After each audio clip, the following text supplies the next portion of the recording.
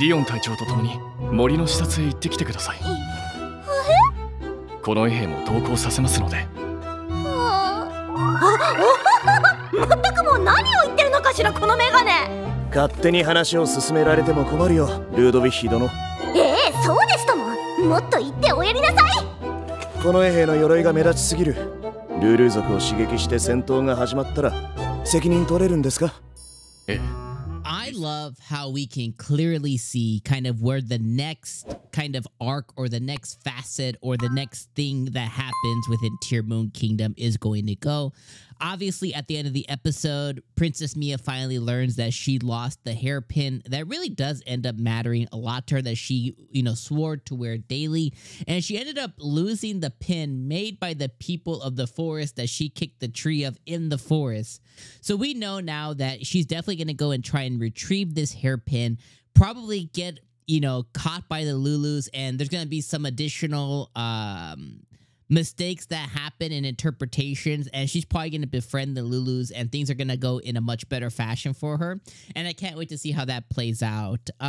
Once again, though, this episode was plagued by moments where misunderstandings definitely kind of took the forefront, and the misunderstandings not only saved her from getting, at least, probably still being beheaded, but not being beheaded by the guy that kind of did the action at the end of her time. The guy who did it was the person that was stationed there, who had a lot of vindictiveness and wanted a lot of revenge towards Princess Mia for her being one of the people that kind of drove him to lose all of his men within that forest for virtually no reason.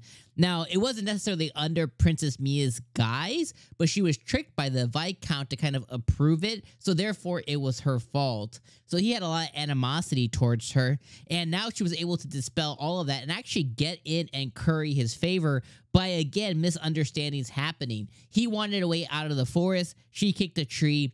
He was able to get all his men out of the forest because her rule, her her telling him to get his men out of there supersedes the Viscount's decision there. So her decision supersedes his decision to make that move and everything. So definitely love that now she is within his favor, and she is now, again, being seen as this, the wisdom of the Empire once again by another faction or another group of people. And then she was also able to curry more favor with her treasurer once again, because she was like, no, this needs to stop. We can't get into foils with the Lulus. We got to get out of there. What the hell's Viscount thinking? And she once again looked at wisdom. And then beforehand, before all this happened, she made the arrangements for the potential food famine that's going to come in a couple of years.